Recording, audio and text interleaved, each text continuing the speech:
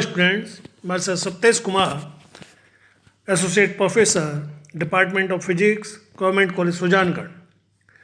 Students, हमने अपने पिछले लेक्चर में जो प्रणोदित दोलक है या अवमंदित सरल आवर्ती दोलक है उसके लिए समीकरण का डेरिवेशन किया था। उसके विस्थापन की जो समीकरण होती है उसका डेरिवेशन किया था। साथ ही हमने चालित दोलक की कला पर विचार किया था। अब हम जो ड्रिवन ऑसिलेटर्स होते हैं या आपके चालित दोलक होते हैं उनके आयाम का ओमेगा के साथ किस तरह परिवर्तन होता है उस पर विचार करते हैं।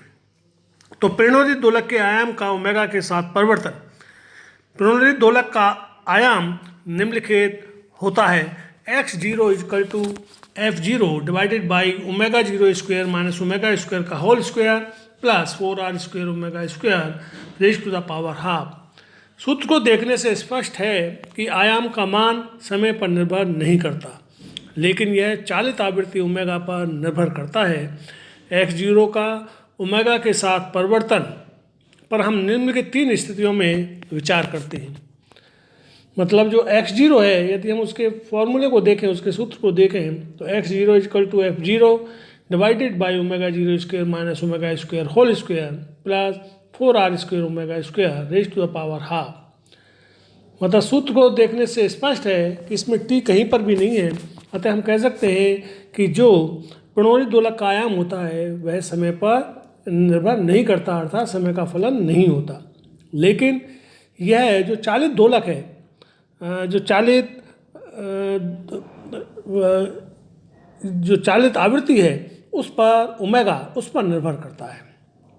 अब हम तीन स्थितियों में विचार करते हैं। केस फर्स्ट, यदि omega is very very less than omega 0, यह न्यून चालित आवृत्ति की अवस्था है, अर्थात जो बाह्य बल की आवृत्ति है यदि दोलक की मूल आवृत्ति से की तुलना में बहुत कम हो, तो ऐसी स्थिति में x0 is approximately equal to f0 divided by omega 0 square,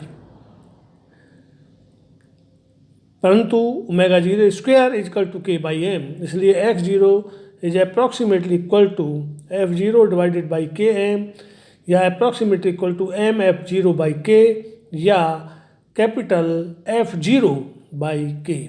अतः स्पष्ट है कि न्यून चालित आवृत्ति की स्थिति में प्रणोदित दोलक का आयाम बाह्य आवर्ती बल के आयाम तथा बल नियतांक k पर निर्भर करता है। स्थिति सेकंड, यदि ओमेगा इजकल टू ओमेगा 0 क्रांतिक चालित आवृत्ति, इस स्थिति में x0 is equal to f0 divided by 2r omega, लेकिन 2r is equal to lambda by m, इसलिए x0 is equal to f0 divided by lambda by m into omega या mf0 divided by lambda omega, जिससे x0 is equal to f0 divided by lambda omega 0, चूँकि omega is equal to omega 0। तो क्रांतिक चालित आवृत्ति की स्थिति में आयाम का मान f0 तथा अवमंदन पर निर्भर करता है। केस थर्ड, यदि omega is very very greater than omega 0, यह अति चालित आवृत्ति की स्थिति है, तो x0 is approximately equal to f0 by omega square या x0 is approximately equal to mf0 m omega square या x0 equal to capital f0 divided by m omega square. इस स्थिति में आयाम का मान सीधे ओमेगा पर निर्भर करता है। अधिक ओमेगा के लिए आयाम का मान कम होगा। अब हम अधिकतम आयाम या आयाम अनुनाद की स्थिति पर विचार करते हैं। प्रणोदित दोलक का आयाम x0 is equal to omega 0 divided by omega 0 square minus omega square का whole square plus 4r square omega square raise to the power half का मान अधिकतम तब होगा जब राशि omega 0 square minus omega square whole square plus 4r square omega square का मान न्यूनतम होगा। अतः d over d omega omega 0 square minus omega square का whole square plus 4r square omega square बराबर 0, जिसे सॉल्व करने पर हमें omega is equal to under root omega 0 square minus 2r square प्राप्त होता है। यदि हम इसको सॉल्व करते हैं तो हमें ये इक्वेशन प्राप्त होती है कि omega is equal to under root omega 0 square minus 2r square. यह वह चालित आवृत्ति है जिस पर आयाम का मान अधिकतम होगा। इसे अनुनादी आवृत्ति कहते हैं तथा ओमेगा आर से व्यक्त करते हैं, अर्थात omega R is equal to under root omega 0 square minus 2r square.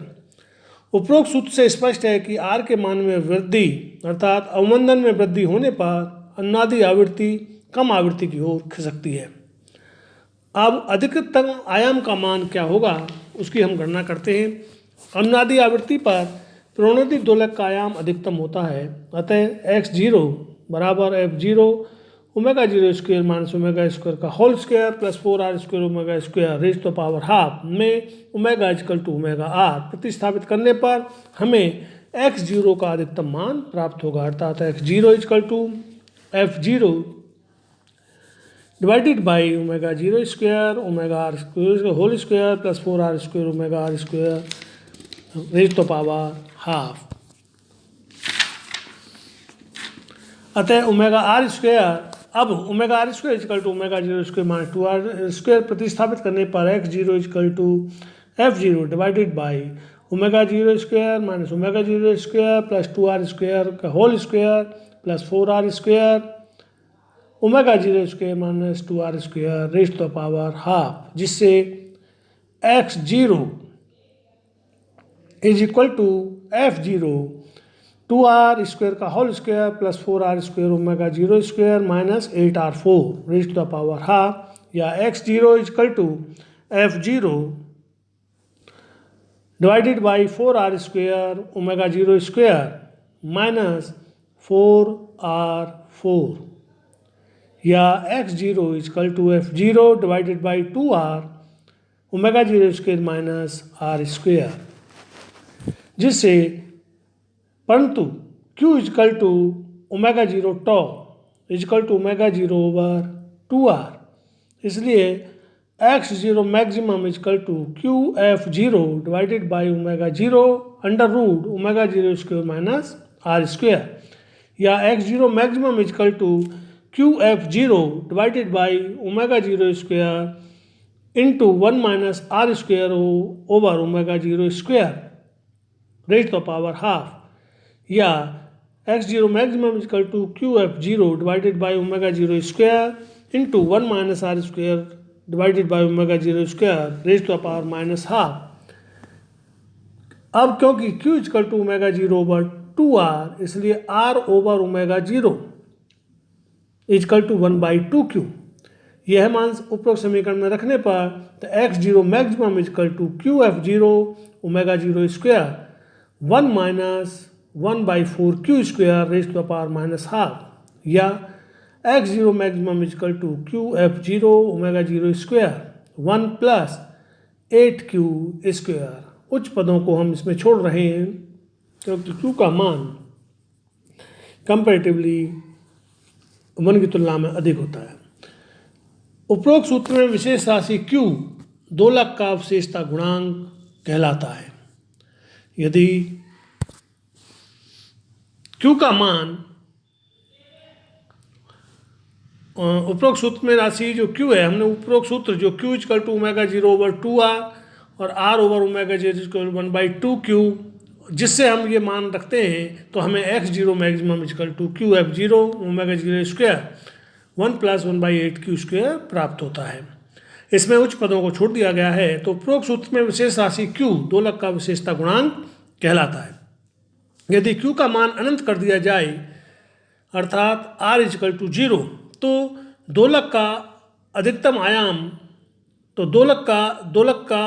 अधिकतम आयाम अधिकतम होगा। यह अनुनाद की स्थिति है, लेकिन जैसे जैसे अवमंदन बल का मान बढ़ेगा Q के मान में कमी होगी तथा इसके परिणाम स्वरूप x0 मैक्सिमम के मान में भी कमी होगी।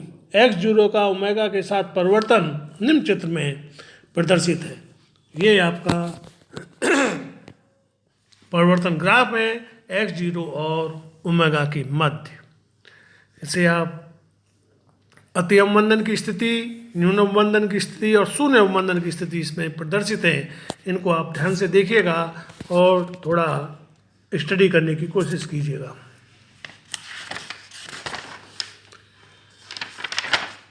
इसके पश्चात हम अनुनाद की तीक्ष्णता पर बात करते हैं। तो अनुनाद की तीक्ष्णता का मापन x0 व ओमेगा के मध्य खींचे गए वक्र की प्रवणता या ढाल द्वारा होता है। अनुनादी आवृत्ति के दोनों ओर वक्र का ढाल जितना अधिक होगा अनुनाद उतना ही तीक्ष्ण होगा। यदि वक्र की प्रवणता या ढाल कम है तो अनुनाद की तीक्ष्णता भी कम होगी और ऐसा अनुनाद सपाट अनुनाद कहलाएगा।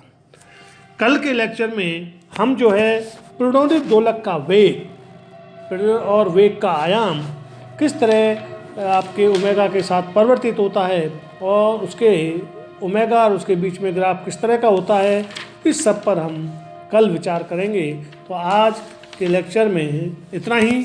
इसे आप थोड़ा ध्यान से पढ़िएगा और ध्यान से पढ़ते समय अपनी बुक ज़रूर अपने पास रखिएगा कि यदि कहीं कोई कन्फ्यूजन हो तो बुक और नोट्स दोनों से मिला लीजिएगा।